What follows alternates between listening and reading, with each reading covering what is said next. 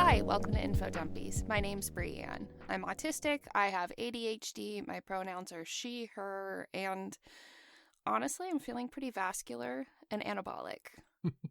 And I'm just admiring the sweet pump I got on glute day in the mirror. Hell yeah. Hi, my name's Violet. My pronouns are she, her. I have ADHD, and a real true fact about me, my bench press PR is 375. Not a joke. Not a joke, and no context about that being a decade ago pre-transition necessary. No. I was quite ripped at one point and did actually do that. Yes. But that's important is that she gets to say that's her PR for life, even if she never hits it again. Yeah, that's the thing about PRs. They don't go away. They don't go away. No. Yeah. Well, today we're going to be talking about weightlifting.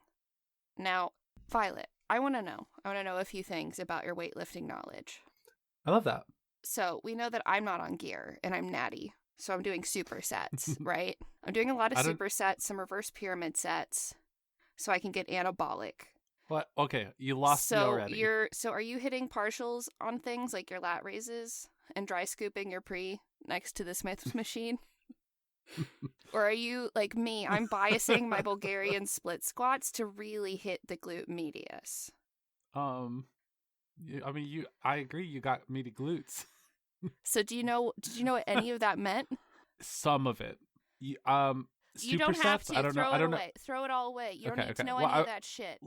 The motto of today is going to be, don't fucking worry about it. Okay, because I don't know what a superset is. Did you mention something about pyramids? And I'm like, yeah. There's ancient aliens coming to get fucking swole? Yeah, like, Illuminati. Imagine one of those little green guys just fucking like pushing out a set. They always skip everything but head day.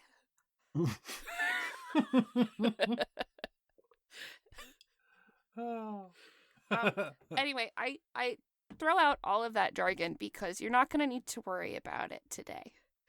I realized when coming up, so these notes are inspired by talking about weightlifting in the Discord server and like this episode in general. So I am making so you want to start lifting weights episode. Yeah. Now, I am not a personal trainer. I don't have a degree in any of this. I'm just an autistic person and that it is my special interest.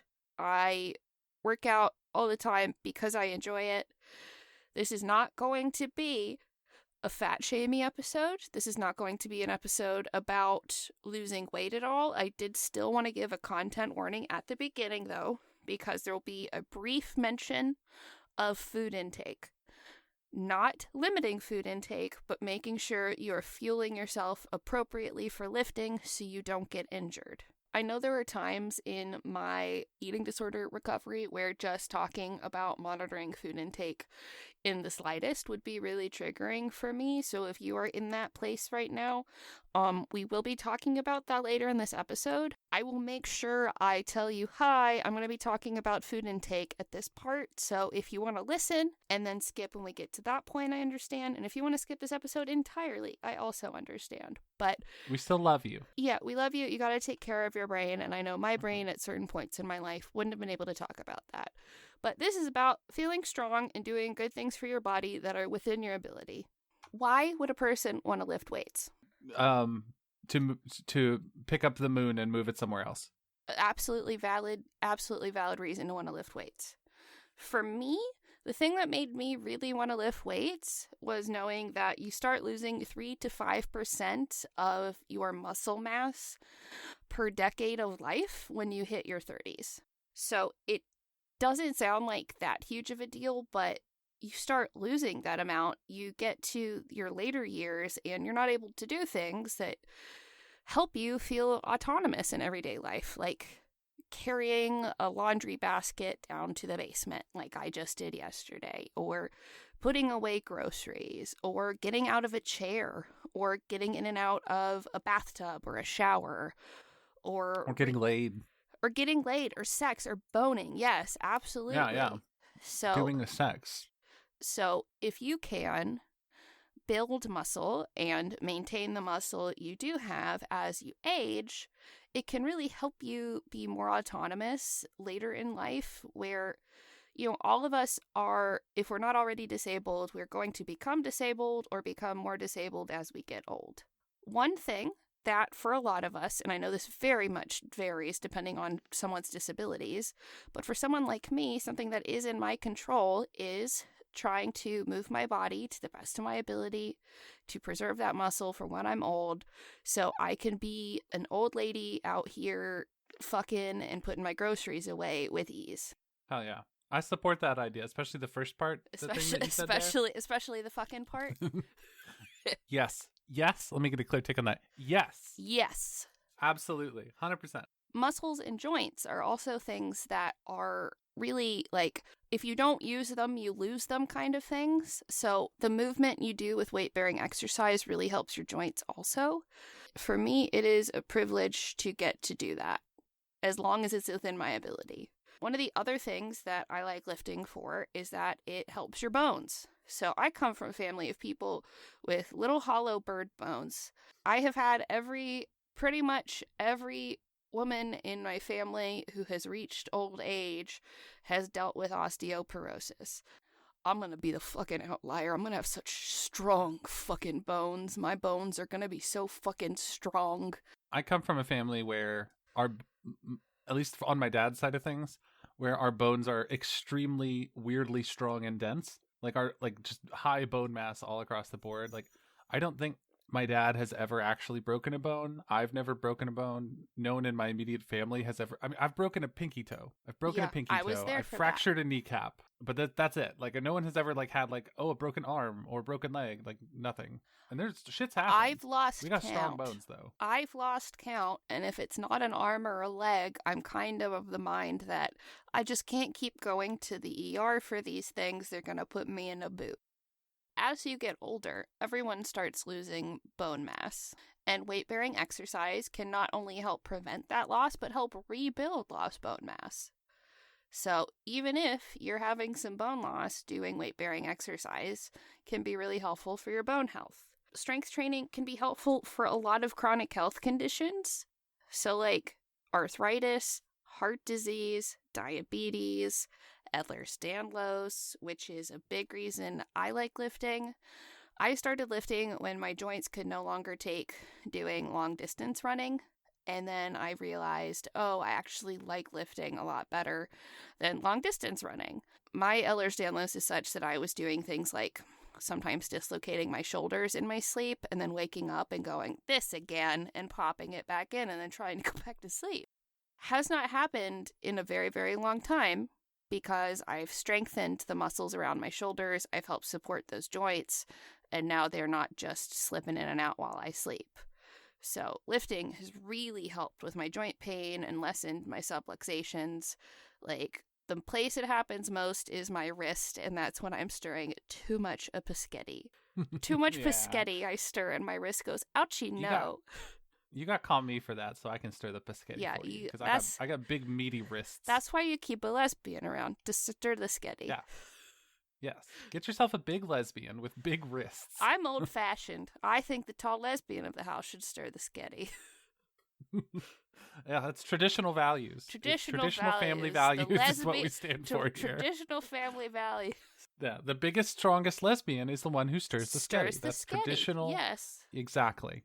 It's like a nuclear family thing. So the reason I like lifting the most is because it is really helpful for helping regulate your nervous system. With autism, we tend to like proprioceptive input a lot of the time, and that gets done through something called heavy work, which is basically pushing away from and pulling into the body.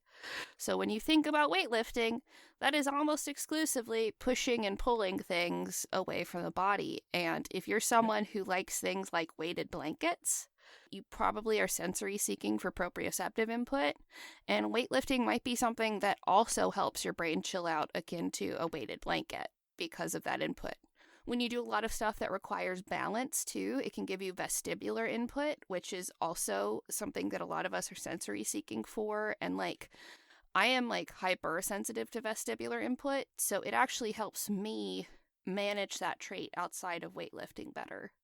So like, for me, I'm so sensitive to vestibular stuff, I will get motion sick if I look at my phone while I'm walking. I am so sensitive to it to like a comical degree. Like if someone is scrolling too quickly on a website, I go, because I can't handle it. I also do need to get checked for binocular vision dysfunction. But Oh, wow. apart from that, it gives you vestibular input, which there's been a positive correlation between giving kids positive vestibular input and helping with ADHD focus. So things that require you getting more vestibular sensory input can help with your ADHD focus, and lifting produces dopamine. So if you lift in the morning and you take your ADHD meds and you have your coffee, you are like setting yourself up for like, let me get my shit done this morning, which I also really like. But it's so regulating that for me personally, when I was tracking my meltdowns early on, I found that days that I didn't lift, I was like way more likely to have a meltdown. Way more likely, because it's so regulating. So this is a thing. That makes sense. This is a thing I get to do for myself that's good for me on so many different levels. I love it because I'm only in competition with myself. I don't have to talk to anyone. I don't have to compare myself to anybody else. I work out at home for COVID safety reasons because it's just easier and cheaper, and like I've slowly built my collection of weights over time, and I'm always trolling Craigslist to see who's trying to offload something for very cheap so I can kind of build what I have. But I love weightlifting. There are a million reasons you want to do it, and the majority of the reasons are really great and have nothing to do with how much space your body takes up. It's just good for you, and feeling strong feels good. Feeling strong feels good. I agree with that. That was, before I transitioned, I had obviously a lot of testosterone in my body. It made me feel very strong at a lot of points. The muscles that I was using and the muscles that I had made me feel very strong. And that's something that I'm kind of wanting to get back into weightlifting a little bit and just more working out in general, just so that I can get back to that level of ease that things felt like. God, unloading the groceries and stuff like that. Like I could get an entire like cart's worth of groceries on one arm. Obviously, my body chemistry has shifted in a major way since starting hormones, over a decade ago at this point. And I want to get some of that strength back while I have the ability to build it back. Find what your new strong feels like. Yeah, exactly. Yeah, it's not going to be the same, but strong Violet is someone that you want to feel like. Exactly.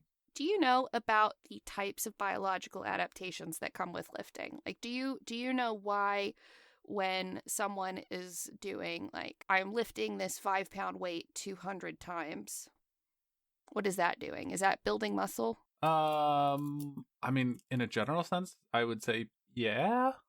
That would be my guess. Like, if you move a weight a bunch of times, you're working out that muscle, you're increasing blood flow to those muscles. Yes. You are telling your body that this is something that you need to do and to reinforce that motion, although I don't know much more than that. Okay, so for all of this, I'm going to try to keep things as basic as possible for the beginner, but I think it is important to understand what adaptations your body undergoes when lifting, so you understand what adaptations you want to undergo to feel as strong as you want to, if that makes sense.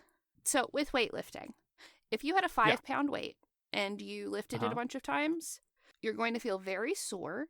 Doing a light weight a bunch of times is not going to build more muscle. It increases blood flow, but that is something different. So if you are lifting really, really high weights where maybe you could lift that 1 to 5 times maximum, and you're really pushing at that 5th time, right? Gotcha. Higher load, and you have to take much longer to rest in between it. So maybe you say, okay, give me 10 minutes and then I can try that again. 5, 8 minutes even. Mm-hmm. That is where strength adaptations come in. So lifting a huge amount of weight, trying to reach your maximum capacity for what you could possibly lift, and maybe doing that 3 to 5 times. Gotcha. Taking big loads makes you strong. Taking big loads makes you strong, yes. So if you're into taking big loads, you might be into powerlifting. Okay. So when someone... Or power bottoming. You can do both. So this is where strength adaptations come in. So for people who are powerlifting, believe it or not, yes, they're going to increase their muscle mass some, right? Inherently, they will. There's going to be some crossover in these adaptations because you can't train for strength or hypertrophy without getting a little of one and the other. But for training for strength, it is mostly neural adaptations you undergo when you are trying to lift the maximum amount that your body can handle. Interesting. So I don't know if you've ever seen a weightlifter start shaking like a baby deer trying a move. Oh, yeah. Sometimes when I try to lift something really heavy and I feel like I should be able to lift it, and I can, but it's really difficult, I'll start shaking a little bit. So your muscles probably had the capacity to lift that thing, but the shaking is your brain trying to recruit something called motor units and trying to recruit more of them than usual to lift the amount of weight you're trying to lift. So for people who do powerlifting, neural adaptations are really the big thing. So they need longer breaks in between because their nervous system is actually going to be the thing that fatigues before anything else. So that's really interesting because I a lot of times, like, I used to be very, very strong because I did lift weights and stuff when I was in school before I got on hormones. And now a lot of the stuff that I lift, like if I try to lift something very heavy, it's very common for me to feel that shaking. So I guess that kind of tells me that my muscles still kind of have that memory a little bit. Essentially, you have these things that are called motor units. And a motor unit is what commands your motor unit. Yes. A motor unit is what commands basically a bundle of muscle fibers. So when you have these adaptations in working on strength in that really heavy stuff for 3 to 5 reps, your motor units learn to recruit more of your muscle fibers. And your body says, ooh, I think we need more motor units to recruit more of your muscles. So your brain and your nervous system are making adaptations at this point. So a lot of the time, you'll have 1 week where you're like, oh, I can't lift this weight. And then miraculously, a week later, you can lift it. It was probably that your muscles could have done it the entire time, but you've gotten the neural adaptation more quickly because it takes a long time for muscle to grow. But those neural adaptations, your brain could go, oh, yeah, no, I can do this now. More of your muscle is involved. So it's really cool. It's like you have to train your nervous system to know that you can move that amount of weight. To know that you can do that and to get enough infrastructure in there to tell your muscles how to do it. Interesting. So it's not even just a mind over matter thing. You have to train your brain to know that you can do that and like believe you can do it, but also your body has to be able to send the signals properly to your muscles. So that's interesting. So you can imagine that's one of the reasons that lifting also has a lot of cognitive benefits because your nervous system, especially in these compound movements where people are moving more than one joint and muscle group at a time, they have to really coordinate all of that. That makes sense. So that is strength. That is as heavy as you could do, 3 to 5 reps. The place I hang out in most of the time, I do a combo of everything, but the place I hang out in most of the time is looking for hypertrophy adaptations. So this is what you see with bodybuilders, and it's not just a vanity thing. It has actual benefits. This is where you are putting on muscle mass. Gotcha. This is where you are either growing the muscle fibers you do have or adding new ones. But as you're on the journey to hypertrophy, of course, you have to work on your strength at the same time. So when you're training for hypertrophy, you're also going to get these neural adaptations because that's going to be like a crossover benefit, right? But then your muscles are also going to grow. So for me, wanting to put on muscle mass as I age, so I have more of it as I just naturally lose it, it's for hypertrophy. It's not just like a vanity thing wanting to look shredded. So with hypertrophy, you're carrying a pretty high load, but a high load that you can do for 8 to 12 reps in that neighborhood. Gotcha. Okay. So it's pretty similar. So it's like if you're going for pure strength, 5 reps, absolute max you can do at 5 reps. And then you just back off the weight a little bit and add a few more reps. And that leans more towards the hypertrophy training? Yeah, essentially. Okay, you back off the weight a little because here it is less about recruiting motor units and more about the tension you're putting on these muscles. So these muscles say, ooh, we actually got, stretched, and some of it comes from muscle damage. There's the old wives' tale that it's like all about damaging your muscles. And that stuff. It's not completely accurate, but essentially your body goes, oh, we have a need to do this more efficiently and harder. So you take those 8 to 12 reps close to or to something called failure, where you can't do it anymore. And that's where your muscles start to grow. Nice. So hypertrophy can happen actually all the way up to, I believe it was 30 reps was the maximum. But the problem is, the more reps you're doing, the more tired your central nervous system gets. So you're less likely to have good reps towards the end there, if that makes sense, because your nervous system gets tired. Oh, that makes sense, yeah. You know, and I saw a video the other day of people working at a dumbbell factory. Obviously, the people working there fucking yoked as hell. But they weren't like bodybuilder big. Yeah. So they've got, I think probably just because even though they are lifting these heavy things all day long, they're not doing it, they're doing a lot of reps, and it's probably nowhere near their maximum because they're very, very strong, obviously. And the breaks they're getting, the breaks they're getting in between lifting all of these things too. So when you're training for hypertrophy, you want to stress your muscle out. So you might take longer rests for pure strength purposes, but for hypertrophy, I'm doing 1 to 2 minutes. Okay, yeah. 1 to 2 minutes in between making attempts at lifting.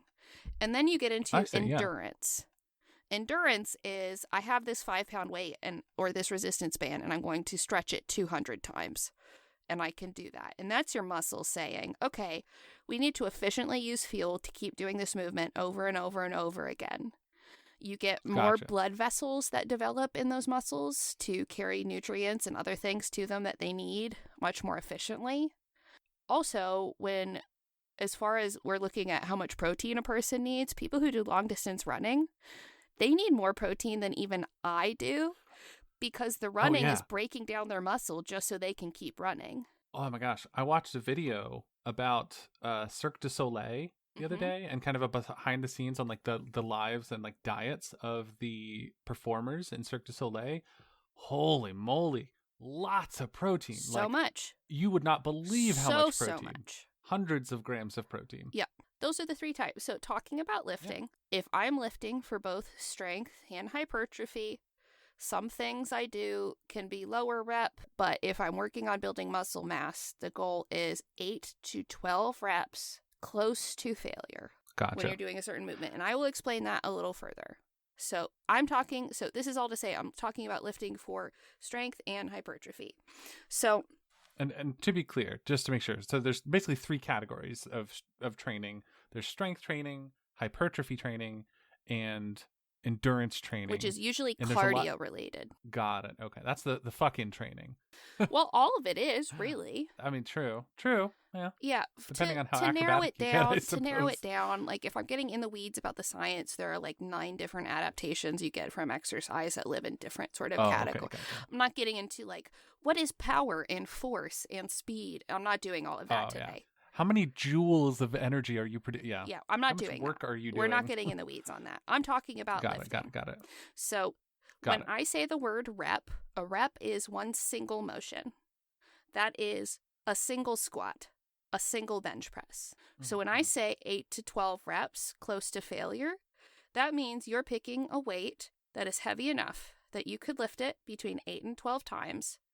And the last couple of times you do it, you are really pushing to get that. So interesting. So when I say do 8 to 12 reps, that set of reps is called a set. Interesting. Do you know where the term rep comes from? Repetition. Ah, that makes sense. I was trying to think about it. I was like, what word is that based off of? Repetitions. So you are doing repetitions. Yeah, or reps 8 to 12 repetitions. A unit of those repetitions is called a set. So if you are looking at different workout routines, it'll say 8 to 12 reps for 3 sets, 4 sets, that kind of thing. Got it. So when I'm talking about sets, that is a unit of repetitions. And when we're training for hypertrophy, it is 8 to 12 reps in that set. A set is a group of reps.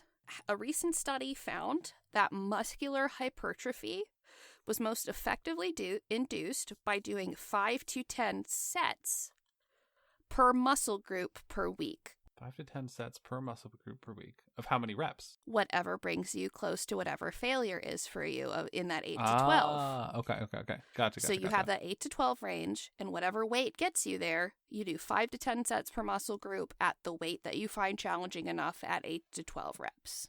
Got it. Okay. There's some math here. There's some math. Fortunately for you, I don't like doing math, so there's going to be a lot of, hey, so you don't like doing math. Hell yeah.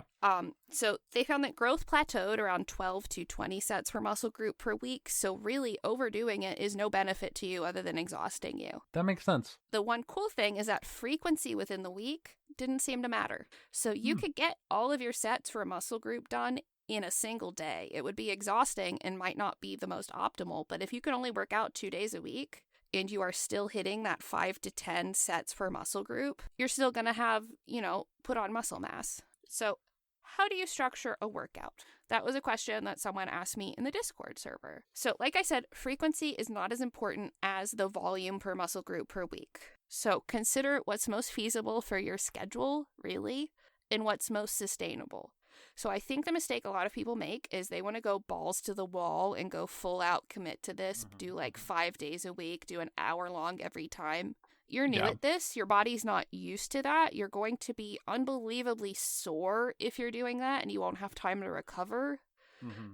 Take it easy. Yeah. Oh, I was going to say a big problem that I had in the few times in my life that I've really kind of tried to jump back into it. I've done it completely wrong because what I ended up doing back in the day was I would get a gym membership, right? And I'd go to the gym and I would feel like I have to be there for like a couple hours to make that membership worth it, when I was really doing more harm than good, because I would be so sore for days afterwards from overdoing it that I would be not likely to return. I'd be more likely to skip days. I wasn't building as much muscle or as much strength as I was hoping, because I was spending so much time just recovering. Well, and that's something that in bodybuilding we call junk volume. So you were just doing a bunch of work that was but like I said, it takes 5 to 10. Sorry. No, but it's 5 to 10 sets per week per muscle group. It plateaus at 12 to 20. So when you're spending all of that time doing a bunch of extra working out, decreasing my junk volume. You're decreasing your junk volume. Yeah. I don't want that. Don't decrease your junk volume. No, don't decrease your junk volume. So this is where you'll hear people talking about a split, like what's your split, or he does a bro split, or what's your workout I can only split? get about halfway down. Yeah, then it starts hurting my groin. But a split is essentially how you split what parts of the body you work throughout the week. Oh, okay. Gotcha. I heard that term, but I didn't know what it meant. Yeah. So like my split is a 5-day split. So when you hear workout people talk about their split, they'll usually say it's a 2-day split, 3-day split, 4-day split, whatever, right? I see. So like upper body day, lower body day for like a 2-day split. Exactly. So like I have a 5-day split. I have a upper body day, which is movements that I do not do on my upper body push day, which is where I do pushing movements. And then I have an upper body pull day where I do pulling movements. And then I have 2 lower body days. Gotcha. So wait, that sounded like 4 days. No, that's 5. I have 3 upper body and 2 lower body. Oh, 3 upper body. Okay, gotcha. Yeah, I think if I were, when I say if, I am hoping to start working out again. I think for my own sanity, I kind of want to try and do just like a two-day split, I think. And that's the thing I was going to tell people. When you're first starting, do 2 to 3 days. Yeah. 2 to 3 days. That makes sense, please don't overwhelm yourself. That's exactly what I want to avoid, because I know if I give myself way too much, the classic ADHD thing of I want to be extremely quote unquote good at this right off the bat. I need to fight against that urge.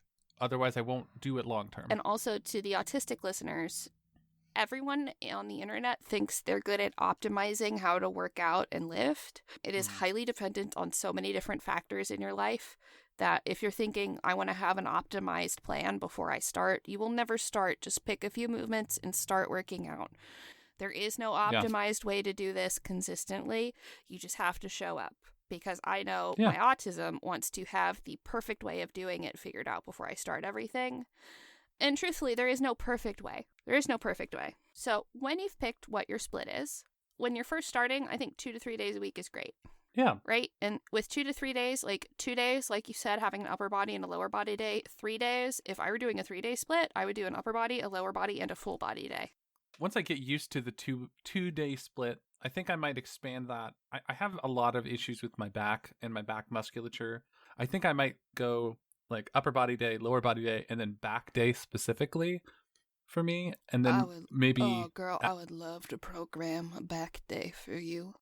No. Oh, girl. You can help me with some big loads? I'll help you. I'll help you with your back.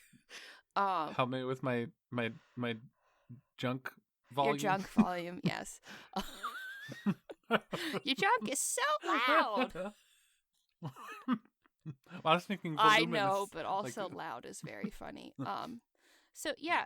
Whose horse is that? So I started off doing a 4-day split, and I was like, okay, I think 5-day split is my thing. And to be fair, I was already very active and doing some lifting before to help supplement my running, because it helped me with my running too. So then I started just lifting. I expanded to 4 days a week, and I'm at 5 days a week. And that seems to be a sweet spot where I can recover well on my recovery days. So picking a split that works for you and not fucking overdoing it. Then you might be saying, okay, well, how much weight and how many reps do I do? Play around with using just your body weight or something very light to get really good at the movement and see how you feel. And then start working your way up. It may take you, there may be a few weeks in a row when you first start where you're like, whoa, I can lift more. Whoa, I can lift more. Because you're actually figuring out what your limit feels like, if that makes sense. Yeah. I will warm up with something much, much lighter than I know I can handle. And this is also a pro tip. If you don't know how to warm up, do the movement you're going to do, but just with body weight or like no weight or very lightweight, and then do a set that challenges you.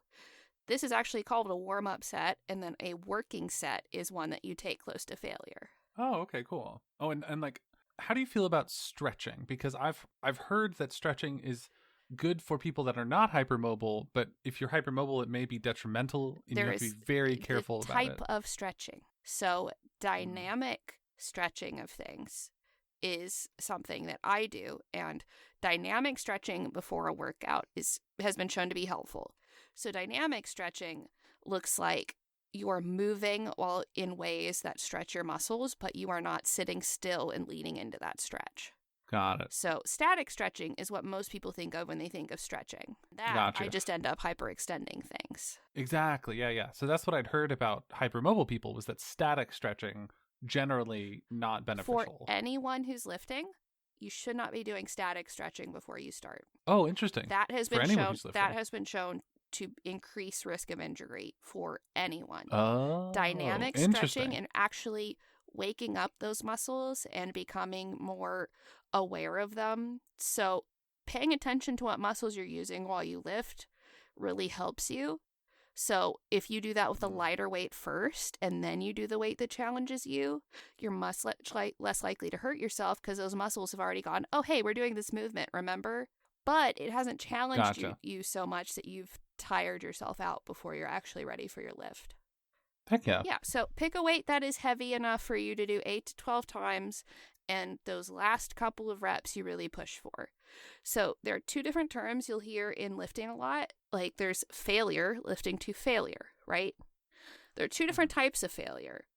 So when you lift to something called technical failure, this means that you've lifted, and on this last rep, you maybe could get that weight pushed, but your form would not be good. So you stop because you can't keep good form and keep going. That's technical failure. Gotcha. Absolute failure is, I have worked my muscles so hard, my body cannot get this weight to move the way it needs to anymore. Even if my form was bad, I absolutely cannot lift this thing anymore. Yeah. Even if I just wrench every muscle I have, everything in my body I give it, I could not do it. Yeah. So when you're a beginner, please don't try to go to absolute failure. I do it because I've been doing this for like 5 years, and I know when it's safe to do that and when it's not. Because if you do that on a bench press without a spotter, you're gonna fucking die. But if I do lateral raises where I'm lifting my arm straight to the side, I can go, whoops, absolute failure. I can't actually get it up. I'm not going to hurt anything. I can't get it up, gotcha, Violet. Yeah. Sorry, your volume is too your Also, junk when you're volume. just beginning, Anyway. you don't even have to train to technical failure, which is another thing I'll tell you. Hypertrophy can still be reached if you have what they call 1 to 2 reps in reserve. So if you're lifting and you're nearing your limit and you go, I think I can maybe do this 1 or 2 more times and that's it, that is also another stopping point you can choose. Now, this one is a little more subjective because most of us really underestimate how much we can do.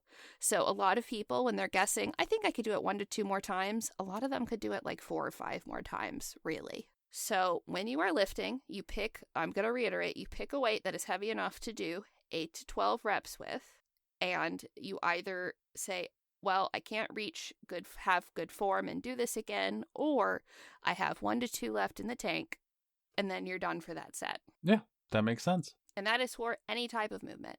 Okay, yeah. Any of the stuff you do at the gym. If when I was young, a lot of what I was doing was training to absolute failure because I didn't know better, but I was so sore a lot of the time. And too. soreness is also not an indication that you've worked out well. I'm rarely sore anymore. Yeah. Soreness says you built up lactic acid here and you used this muscle. So soreness can be a good indicator of, oh, I tried this new move. It's supposed to target these muscles and I feel sore in those areas. Mm-hmm. But it is not an indicator you had a good workout. You do not need to be sore. I am rarely sore. So you will be kind of sore at first, but that goes away. The only times I'm sore are when I've added a significant amount more weight to a couple of things I do or a significant amount more reps. And even then, it's not like the, oh my God, how am I going to go sit on the toilet kind of sore. It's just like, ooh, I feel that a little bit. You're like, okay, now what movements do I do? So remember, I am not... That's a whole thing. Remember, I am not a personal trainer, but I'm going to give you my basic sort of guidelines I've given myself using my special interest powers and learning about what types of things people do to work out. First, remember that the goal is 5 to 10 sets per muscle group per week. Rather than having specific movements I would focus on types of movements. And if you don't like doing like front squats, you don't have to fucking do them. That's the point. There are a bunch of other squatting movements you can do that will help you in a similar way that maybe you don't hate doing. So if you're a beginner, I would focus on getting good at just some compound movements, which involve multiple muscle groups and multiple joints, so you can get a bunch of birds stoned at once, if that makes sense. Bodybuilders are going to be really focused on each individual muscle because a lot of bodybuilders who are like competing, like competitors, their goal is aesthetic. They want these specific muscles to pop. They want these specific muscles to match. You're not worrying about that. And they want to be able to work out for different reasons. So for you, a beginner, compound movements like squats and bench press and that kind of stuff is what I would recommend. So, so for upper body days, I would recommend having a couple pushing movements you like, a couple pulling movements you like, and a couple movements that are unilateral, meaning you do one side at a time, because you're going to be biased to one side or another. And having movements where you have to move one arm at a time can help with muscular imbalances and to make sure that, you know, your right arm hasn't been doing all of this work the whole time. The hand you don't crank it with is probably weaker. Yes. So, again, a couple of pushing movements. For me, this looks like me doing a bench press and me doing push-ups and me doing a military press where I'm pushing the weight above my head. Those are all pushing movements. I have those programmed into my week. Gotcha. And that's probably your upper body push day, like you mentioned. Yeah, that's my upper body. That's main components of my upper body push day. Pulling movements are going to be like rowing movements. So for me, I have a standing row where I have a barbell, but then I have dumbbell rows where I have one arm at a time to help with imbalances. Okay, yeah. So I think those are the ones that I feel in my back, right? Yeah. Like so pulling movements usually work your back. Pushing movements usually work your chest. That makes sense. Both of those work a bunch of accessory muscles in your arms. So like a lot of your arms are just going to be covered doing those two things. Nice. So when you're doing 5 to 10 sets per muscle group and you're doing a compound movement, you've done a bench press, which is getting your chest and some of your triceps and some of your delts and all of these. So you don't have to do a million things every workout. So again, upper body, pushing, a couple of pushing movements, a couple of pulling movements. Make sure a couple of those are unilateral, doing one side at a time. Gotcha. And how many yoinky splinkies should I do? Until you're certified to do yoinky splinkies, none. Got it. Okay. Yeah. I do you need a license to do yoinky Yes, splinkies? you do. I'm going to have to Okay, cut this gotcha, out or gotcha, they're going to gotcha. arrest you to find out you've been doing unlicensed Oh, yoinky no. splinkies. So for leg day, it's Mhm. pretty similar. I would say pick 1 to 2 squatting movements, pick 1 to 2 hip hinge movements, and 1 to 2 unilateral movements that do one side at a time. So for me, Nice. I like to do split squats, which is basically a one-legged squat.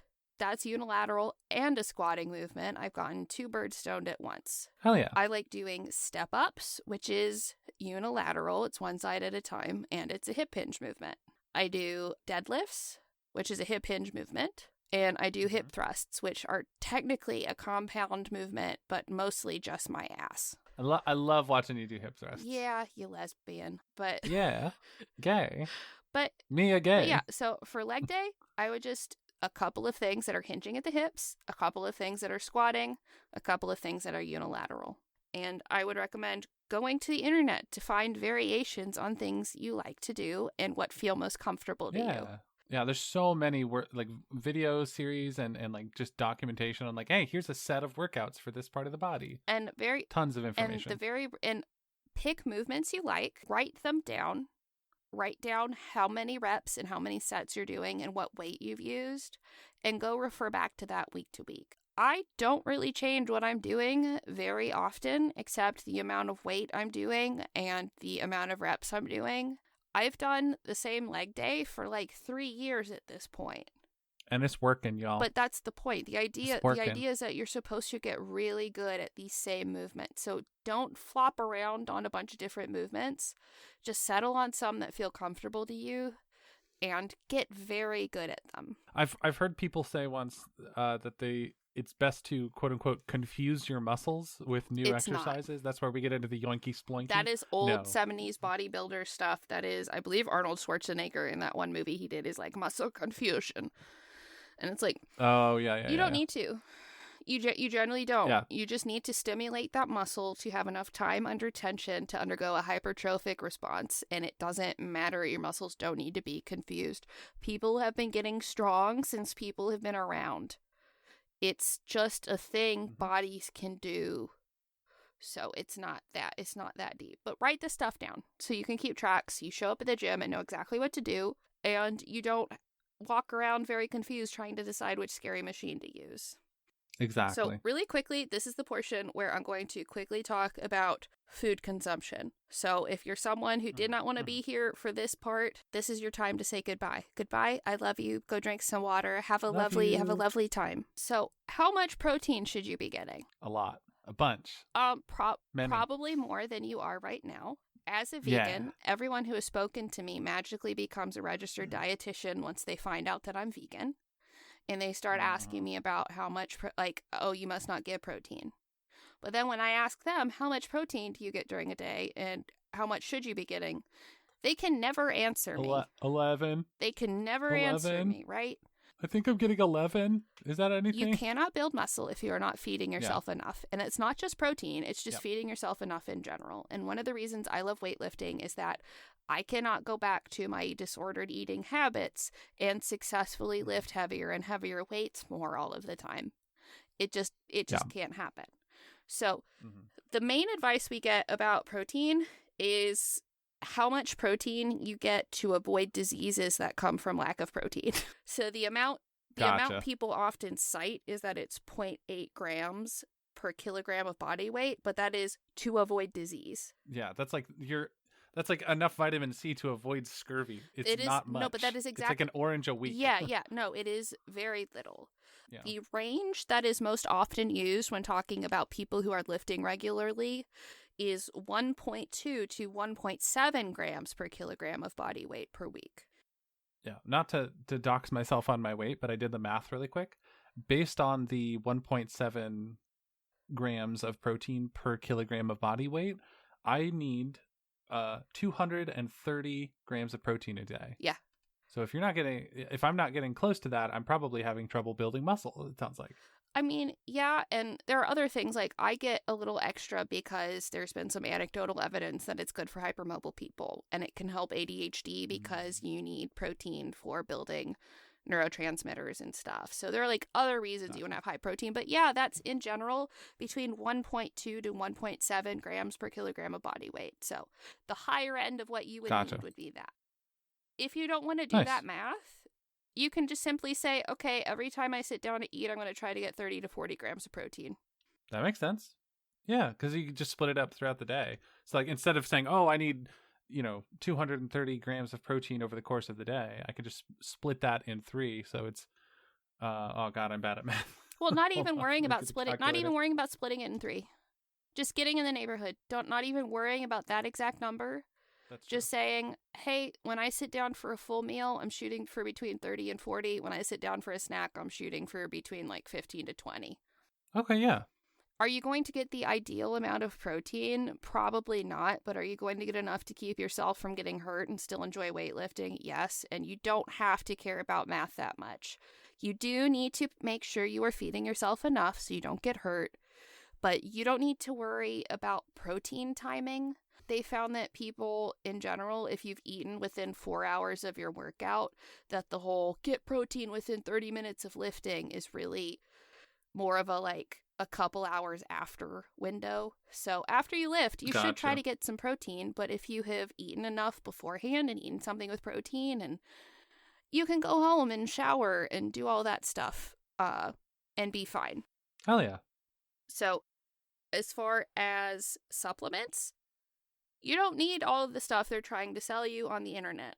The only 2 things I would recommend are find a protein powder you like for when you're having a hard day and getting the protein in is difficult. And if you have healthy kidneys and you're interested in it, you might want to look up creatine. It is literally the most studied supplement on the planet. It has a bunch of cognitive benefits too, and if you have healthy kidneys, it's really cheap and can help with lifting, but that's bonus points if you want to worry about that. But finding a protein powder that you like that is easy for you is the only supplement I would say I would recommend most people consider if they're starting to lift. Heck yeah. So I had a couple of audience questions because I asked the Discord server and folks on Instagram if they had some questions. So of my audience questions, one of them was, do those small Pilates weights do anything? Yes and no. So if you've ever gone to physical therapy, they will hand you a weight that you're like, this is such a tiny baby weight. And then they'll have you do a very small movement and you go, holy fuck, why does this weight feel so heavy? It's a 2.5 pound weight. Why did turning my arm this way? Why was that so hard? Because physical therapists are a special type of sorcerer that can isolate your accessory muscles that help your joint stability and immediately know how much load to put on you to help work them. So those teeny tiny weights, they do have a purpose. And for a lot of people, a lot of movement might be hard at body weight. So once they get to where, oh, I've done 8 to 12 reps with my body weight and now I need to go up in weight, making small incremental changes like a 2-pound weight might be enough to make a difference for them to slowly, incrementally do progressive overload. So tiny weights, especially for folks who are disabled or have an injury or something, that can be really helpful. I have some small weights that I had torn my rotator cuff in high school, and I bought these weights in high school at Target, and they're little 2.5 pound weights for doing rotator cuff work, and those are still a little bit of a challenge for me as a more muscular adult. So, do the little Pilates weights do a ton? No. Not for most people. But they have a use. They do have a use. Yeah, they do have a use. So someone said, I have 0 space. What is the best place to start? If you have very little space, I would say the best place to start is doing body weight stuff or calisthenics. Calisthenics. Yes. There are really great calisthenics workouts where you can do little things like make it harder by elevating your feet to do these push-ups, or make it harder by, doing little things like holding a milk jug or little things around the house. I'd say you only need as much space as it takes for you to kind of stretch out and lay flat to do a lot of this stuff. There's a lot of people in prison that get incredibly yoked and in their cell. Yep. So Yep. So I would start with calisthenics. If you can swing it, I would check like Facebook Marketplace or Craigslist for adjustable dumbbells also. So many people buy adjustable dumbbells that usually range from like 5 pounds to 45 pounds, where you switch some stuff around and your weights suddenly weigh more. Yeah. So if you can find some of those, either new or like, I'm keeping an eye out on Craigslist for like Olympic barbells and like weight plates and stuff. I constantly see adjustable dumbbells. Constantly see nearly new and sometimes still new in box adjustable dumbbells. Yeah. Perhaps the most common thing being given away on Craigslist is workout equipment, especially about a month after the new year. So if you have a small space and you can swing it, adjustable dumbbells I would also recommend because you can do a lot with those. So calisthenics and then adjustable dumbbells. Mm-hmm. Someone asked on tips for finding a new normal after illness. They said after being active their whole life, they are lost at 0. First, please be very patient with yourself and do not try to get back into things too soon. After my blood clots, I don't know, I'm guessing a lot of people listening know, I survived pulmonary embolisms at 19 that nearly killed me. And at that time, I was running like 8 miles a day, 5 days a week, just as my normal. I was running a lot. And then suddenly, my heart rate was getting up to 180 trying to walk to the bathroom, which is such a massive reduction in my capacity and my ability to do things. And getting my capacity to do things didn't come back overnight. And it's really frustrating. So the first thing I would say is don't do too much too soon. Work within your capacity and do things that aren't going to make you feel like you can't do as much the next day. So making sure I wasn't working myself out so much that I was affecting my ability to function. As much as possible, try to make a conscious effort to not compare your abilities with anyone else's. Including your past self. Important. Yes, including your past self. Because, for me, a lot of times, like, there was a point when I was like, I'm going to get back into weightlifting after I transition. My body chemistry is completely different from undergoing hormone therapy.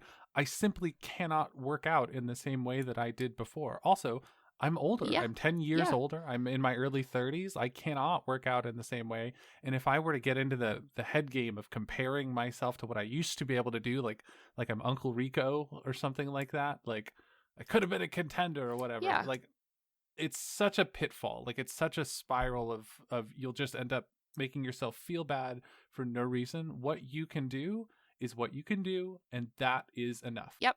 And for me, at the very beginning, that looked like me just hula hooping in front of reruns of Bones. That sounds like a great time. But I worked on building back up my like capacity for cardio output because it is very mild cardio. And then I started doing some very gentle lifting. I got those same little 2-pound weights, which is another thing they're useful for, that I had gotten when I'd torn my rotator cuff. And I started using those for little things.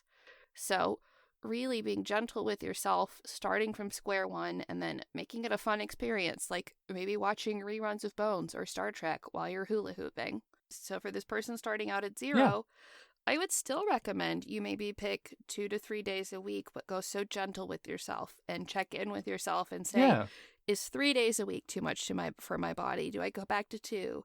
Am I doing too many reps and too many sets? And just checking in with yourself to make sure you are not overdoing it. I think just like anyone else, the scariest part is getting back into it and being okay with not being good at it anymore. Yeah. Absolutely. So another person said, I'm a beginner, so just anything I should or should not do. So I know this one is generic, but do not stress about little things and do not listen to too many people on Instagram or TikTok. People are going to tell you, do cardio first, do cardio after, or you're going to ruin everything. Don't do cardio at all. Do lat pull downs with this twisted 45 degrees. Do this. These people just want to make content. They're trying to feed an algorithm new content all the time, and weightlifting is not that complicated, so they're trying to make it seem more complicated, like you need them and their services. Please do not listen to them. My other quick tips are, if you are someone who is going to go work out at a gym and you're someplace that has a YMCA, I would highly recommend seeing about getting a membership at your YMCA, because most YMCAs do a complete tour for new members where they show them how machines work and explain these things. And a lot of them even have like, oh, here's a free training session with one of our trainers to start with. So I've had several clients sign up at the YMCA and actually say, oh, this is not as scary. It's mostly like nanas and stuff coming to lift and people from the community, and it doesn't have the whole like gym bro atmosphere. Most people are way more comfortable. So I'm constantly telling clients, go check out your YMCA. If you're working out at home like I do and you're confused about something, someone on YouTube has explained how to do a specific move or use a piece of equipment or do anything. YouTube all of it. Someone has shown you how to do it, and YouTube different people telling you how to do things, because like for deadlifts, they'll give you cues to kind of help you figure out how to do this movement, and then one person gave me the cue, okay, when you're pushing your hips back, try to show your butthole to the person behind you. That cue, I could do deadlifts perfectly forever after that. So, but that was like the 8th deadlift video I watched, because I'm like, I keep feeling it in my back a little too much.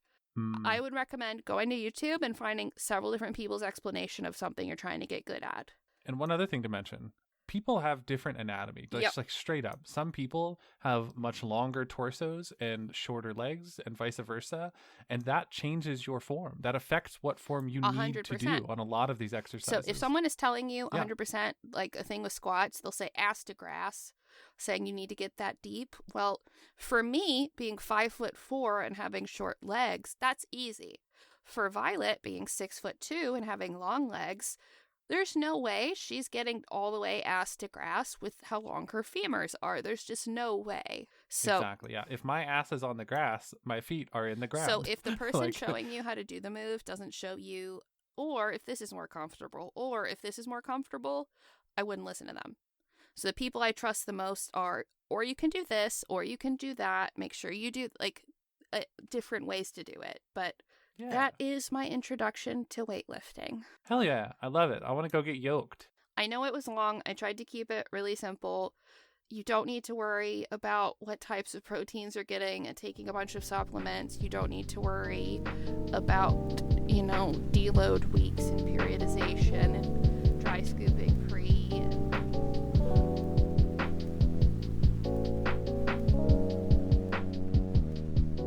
It's me. Before I get to the housekeeping stuff, I just wanted to thank our friends who are supporting us on Patreon, like Dave Perrell, Steve Hernacki, Megan E., Carl Brooks, Natasha Neves, Leigh Sand, Gus, Lucy, Helen Clifford, B. Trossler, Kelly Brennan, Zoing Seraph, Rachel Rachelson, Finn Tago, Randy Lovings, and Stephanie Ritter. Now, you know the best way to support us if you've listened to the housekeeping section before is to tell your friends about the show. So if you're in a group that seems like they might be interested in the basics of weightlifting, go share it in there or something. We don't take paid ads and we don't pay for advertising, so we grow entirely by word of mouth, and that is entirely what y'all have been so good at doing. Yeah, so share about the show. Another way you can help us is subscribing on your podcast app of choice. This helps the algorithms know that people care about the show. It helps us get recommended to other people who might like similar things, and you do it once and you can just forget about it. If you haven't left a rating or a review, you can also do that to help us out. And if you want to come hang out with us and have like a generally pretty chill time, please go to the show details and find a link to our Discord server, where we do fun stuff like a weekly Stitch and Bitch. We do weekly body doubling. We're probably going to try to watch that Pickles the Dog movie. We were playing, God, I forget the name of the game, but we were calling it Crab Souls because it's like Dark Souls, but you're a crab. We did a stream of that. We do lots of fun stuff. It's just generally a lovely server. If you are in a place to support us financially, you can also find a link to our Patreon page in the show details. It's the Mix Network Patreon, so anything we already do or anything we do in the future, at different tiers, there are different bonus content, you can get for anything we do. If you want to see what Violet and I are up to on the internet, check out the show details to find our social media handles. But that's all I have for you, my friends. Until next time, clever sign off.